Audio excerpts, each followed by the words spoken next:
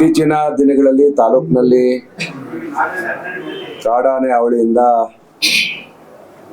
ಸಾರ್ವಜನಿಕರಿಗೆ, ನಮ್ಮ ರೈತಾಪಿ ವರ್ಗಕ್ಕೆ ಆಗ್ತಾ ಇರ್ತಕ್ಕಂಥ ತೊಂದರೆ ಬಗ್ಗೆ ಅರಣ್ಯ ಇಲಾಖೆಯಲ್ಲಿ ನಾವು ಸರಣಿ ಸಭೆಗಳನ್ನ ಮಾಡ್ತಾ ಇದ್ದೀವಿ. ಇದು ಈಗಾಗಲೇ 3ನೇ ಸಭೆ. 15 ದಿವಸಕ್ಕೊಂದ್ಸರಿ ಸಭೆ ಮಾಡಬೇಕು. ಏನೇನು ಆನೆಗಳ ಹಾವಳಿನ ತಡೆಗಟ್ಟಲಿಕ್ಕೆ ಏನೇನು ಕ್ರಮ ಆಗ್ತದೆ ಅನ್ನೋದನ್ನ ಸಾರ್ವಜನಿಕರ ಮಾಹಿತಿ ಕೊಡಬೇಕು ಇಲಾಖೆಯವರು. ಮತ್ತೆ ಇಲಾಖೆಗೆ ಸರ್ಕಾರದಿಂದ ಏನೇನು ಅನುಕೂಲ ಆಗಬೇಕು ಅನ್ನೋ ಬಗ್ಗೆ ನಾವು ಸ್ಪಂದಿಸಬೇಕು. ಈ ನಿಟ್ಟಿನಲ್ಲಿ ನಿರಂತರ ಸಭೆ ಮಾಡಿಕೊಟ್ಟ ಆನೆಯ ಸಮಸ್ಯೆ ಬಗ್ಗೆ ಅರ್ಥ ಮಾಡಿಕೊಂಡು ಅದಕ್ಕೆ ಪರಿಹಾರ ಕಂಡುಕೊಳ್ಳೋ ರೀತಿಯಲ್ಲಿ ಇವಾಗಲೇ 2 ಆನೆಗಳನ್ನ ಅರಣ್ಯ ಇಲಾಖೆಯವರು ಹಿಡಿದಿದ್ದಾರೆ. ಆನೆ ಹಿಡಿದ ಮೇಲೆ ಉಳಿದಂತ ಆನೆಗಳು ಇವತ್ತು ಚೆದರಿ ಹೋಗ್ತಾ ಇದ್ದಾವೆ. ಅವುಗಳನ್ನ ಅರಣ್ಯಕ್ಕೆ ವಾಪಸ್ ಓಡಿಸ್ತಕ್ಕಂಥದ್ದು. ಜೊತೆಗೆ ಅರಣ್ಯ ಮತ್ತೆ ಊರ ಮಧ್ಯೆ ಈ ದೊಡ್ಡ ಬೇಲಿಯನ್ನ ಹಾಕ್ಬೇಕಾದದ್ದು, ಅರಣ್ಯದಿಂದ ಆನೆಗಳು ಬರದಂಗೆ ತಡೆಗಟ್ಟಬೇಕಾದದ್ದು ಬಹಳ ಮುಖ್ಯವಾದಂತ ಕೆಲಸ. ಆ ಕೆಲಸ ನಡೀತಾ ಇದೆ. ಅದಕ್ಕೆ ಇನ್ನು ಬಹಳಷ್ಟು ಕಿಲೋಮೀಟರ್ಗಳು ಬೇಲಿ ಹಾಕ್ಬೇಕು. ಅದಕ್ಕೆ ಸಂಪನ್ಮೂಲ ಬೇಕು. ಅರಣ್ಯ ಇಲಾಖೆ ಹಣ ಬಿಡುಗಡೆ ಮಾಡಬೇಕು. ಆ ದೃಷ್ಟಿಯಿಂದ ಅರಣ್ಯ ಸಚಿವರನ್ನ ಕರ್ತಕ್ಕಂತ ಪ್ರಯತ್ನ ಮಾಡ್ತಾ ಇದೀವಿ. ಸಚಿವರು ನಾಳೆ ದಿವಸ ನಿಗದಿ ಮಾಡ್ತೀನಿ, ಯಾವತ್ತು ಬರ್ತೀವಿ ಅಂತ ಹೇಳ್ತಾ ಇದ್ದಾರೆ.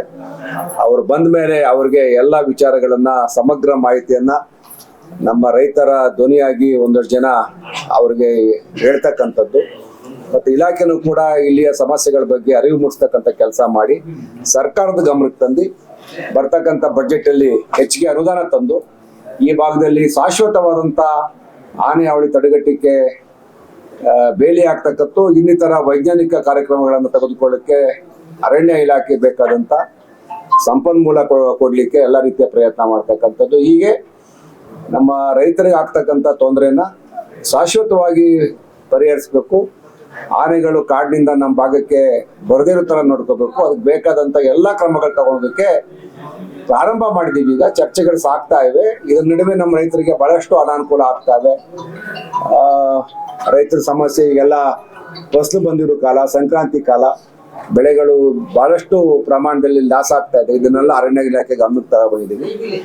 ಮುಂದಿನ ವಾರ ಬಹುಶಃ ಅರಣ್ಯ ಸಚಿವರು ದಿನಾಂಕ ಫಿಕ್ಸ್ ಮಾಡಿದ್ಮೇಲೆ ಅವ್ರನ್ನ ಕರೆದು ಇಲ್ಲಿ ಸಮಸ್ಯೆ ಅವ್ರ ಗಮನಕ್ಕೆ ತಗೊಬಂದು ಬಗೆಹರಿಸ್ತಕ್ಕಂಥ ಪ್ರಯತ್ನ ಮಾಡ್ತೀವಿ. ಸರ್, ಈಗ ಸಚಿವರು ಬಂದಾಗ ಅವ್ರಿಗೇನಾದ್ರು ವಿಶೇಷವಾಗಿ ಆಹ್ವಾನಗಳನ್ನ ಹೇಳ್ತೀರಾ, ಪಟ್ಟಿ ಮಾಡಿದ್ರ? ಹೇಗೆ ಮಾಡಿದೀವಿ. ಸಾಕಷ್ಟು ಅರಣ್ಯ ಇಲಾಖೆನೂ ಕೂಡ ಅವರು ಪಟ್ಟಿ ಮಾಡ್ಕೊಂಡಿದ್ದಾರೆ ಏನ್ ಬೇಕು ಅವ್ರಿಗೆ ಅಂತ. ನಮ್ಮ ರೈತರು ಕೂಡ ಅವ್ರ ಸಮಸ್ಯೆ ಹೇಳ್ತಾರೆ. ಬರೀ ಆನೆ ಹಾವಳಿನೇ ಅಲ್ಲ, ಈಗ ಕಾಡು ಪ್ರಾಣಿಗಳ ಹಾವಳಿಗಳು ಇತ್ತೀಚಿನ ದಿನಗಳಲ್ಲಿ ಈ ಭಾಗದಲ್ಲಿ ಜಾಸ್ತಿ ಇದೆ.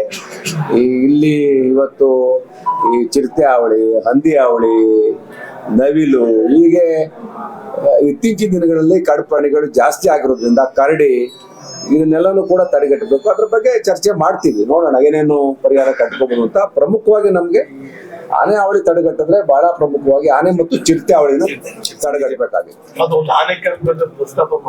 ಅದನ್ನು ಮಾಡಿದೀವಿ ಅಂದ್ರೆ ನಾವು ಚರ್ಚೆ ಮಾಡಿದೀವಿ. ಏನಂದ್ರೆ ಈಗ ಟೂರಿಸಂ ಉದ್ದೇಶದಿಂದ ಮೈಸೂರು ಬೆಂಗಳೂರು ರಸ್ತೆ ಆನೆಗಳಿಗೆ ಹಿಡಿದಂತ ಆನೆಗಳನ್ನ ವೈಯಕ್ತಿಕವಾಗಿ ಅವ್ರನ್ನ ಮೇಂಟೈನ್ ಮಾಡ್ಬೇಕಾದ್ರೆ ಅದಕ್ಕೆ ದುಬಾರಿ ಆಗುತ್ತೆ. ಅದ್ರ ಬದಲು ಒಂದು ಕ್ಯಾಂಪ್ ಮಾಡಿ ಇಲ್ಲಿ ಅವನ್ನ ಅಲ್ಲಿ ಇಟ್ರೆ, ಕ್ಯಾಪ್ಟಿವಿಟಿನ ಇಟ್ರೆ ಒಂದು ಟೂರಿಸಂಗೂ ಅನುಕೂಲ ಆಗುತ್ತೆ. ಕಾವೇರಿ ದಡದಲ್ಲಿ ಆ ಒಂದು ಕೆಲಸ ಮಾಡಿ ಅಂತೇಳಿ ಈಗ ಮಂತ್ರಿಗಳ ಗಮನ ಸೆಳೀತೀವಿ. ಮತ್ತೆ ನಮ್ಮ ಈ ಭಾಗದ ಸಚಿವರು ಡಿ ಕೆ ಶಿವಕುಮಾರ್ ಅವರ ಕ್ಷೇತ್ರದಲ್ಲೂ ಕೂಡ ಆನೆ ಹಾವಳಿ ಇದೆ. ಅವ್ರನ್ನು ಕೂಡ ಈ ಒಂದು ವಿಚಾರದಲ್ಲಿ ಒಳಗೆ ಸೇರ್ಸ್ಕೊತೀವಿ ನಾವು. ಅವ್ರ ಗಮನಕ್ಕೂ ತಗೊಂಡ್ಬರ್ತೀವಿ. ಸರ್ಕಾರದ ಮೇಲೆ ಒತ್ತಡ ಹಾಕಿ ಹಣ ಬಿಡುಗಡೆ ಮಾಡಿಸಿ ಏನಾರು ಮಾಡಿ. ಈಗ ಇದೊಂದು ತಾಲೂಕಿನ ಸಮಸ್ಯೆ ಅಲ್ಲ, ಈ ಜಿಲ್ಲೆಯ ಸಮಸ್ಯೆ. ಹಾಗಾಗಿ ಎಲ್ಲ ಜಿಲ್ಲೆಯ ಜನಪ್ರತಿನಿಧಿಗಳು ನಾವೆಲ್ಲ ಒಟ್ಟಿಗೆ ಸೇರ್ಕೊಂಡು ಬರ್ತಕ್ಕಂಥ ಬಜೆಟ್ ಅಲ್ಲಿ ಹೆಚ್ಚಿಗೆ ಹಣವನ್ನು ಬಿಡುಗಡೆ ಮಾಡಿಸಿ ಆದಷ್ಟು ಬೇಗ ಅದನ್ನ ಆನೆ ಹಾವಳಿ ತಡೀತಕ್ಕಂಥ ಪ್ರಯತ್ನ ಮಾಡ್ತೀವಿ. ನೀವು ಎಲ್ಲ ಬನ್ನಿ, ಮಿನಿಸ್ಟರ್ ಬಂದಾಗ ಹೋಗಿ ಪ್ರಾಕ್ಟಿಕಲ್ ಆಗಿ ಏನೇನ್ ಆಗ್ತದೆ ಅಂತ ಸ್ಥಳ ಪರಿಶೀಲನೆ ಮಾಡ್ಕೊಂಡ್ ಬರೋಣ. ಸರ್, ಈಗ ಸಚಿವರು ಬರ್ತಾ ಇದ್ದಾರೆ. ಕಾಡಾನೆ ದಾಳಿಯಿಂದ ರೈತ ಸಾವನ್ನಪ್ಪಿದ್ರೆ ಒಂದು ಪರಿಹಾರ, ಅದೇ ಅರಣ್ಯ ಇಲಾಖೆ ಸಿಬ್ಬಂದಿಗಳು, ಅಧಿಕಾರಿಗಳು ಸಾವನ್ನಪ್ಪಿದ್ರೆ ಒಂದು ಪರಿಹಾರ. ಈ ತಾರತಮ್ಯದ ಬಗ್ಗೆ ಗಮನ ಸೆಳೀತೀರಾ? ಹೇಗೆ? ಹೌದು, ಆತರ ಇದೆಯಾ? ಆಗಿದೆ. ಈಗ 15 ಲಕ್ಷ ಇವರು ಕೊಡ್ತಾರೆ ಸರ್, ರೈತರು ಸೇರ್ತಾರೆ.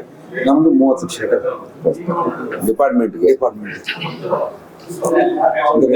ಕೊಡ್ತೀರಾ ಸರ್? ಕೊಡ್ಬೇಕಾಗತ್ತೆ. ಮಾತಾಡೋಣ. ಹುಡುಕಿದ್ದೀರಿ ನೀವು ಒಳ್ಳೆ ವಿಚಾರನ, ಕೇಳೋಣ. Thank you.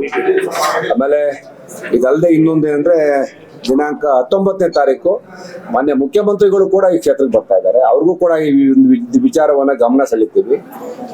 ಈ ಉಪಚುನಾವಣೆಯಲ್ಲಿ ಚುನಾವಣೆ ಗೆದ್ದ ಮೇಲೆ ಕ್ಷೇತ್ರದ ಮತದಾರರಿಗೆ ಅಭಿನಂದನೆ ಕಾರ್ಯಕ್ರಮ ಇದೆ. 19ನೇ ತಾರೀಕು ಬಂದಾಗ ಅದನ್ನು ಕೂಡ ಪ್ರಸ್ತಾಪ ಮಾಡ್ತೀವಿ. ಧನ್ಯವಾದ.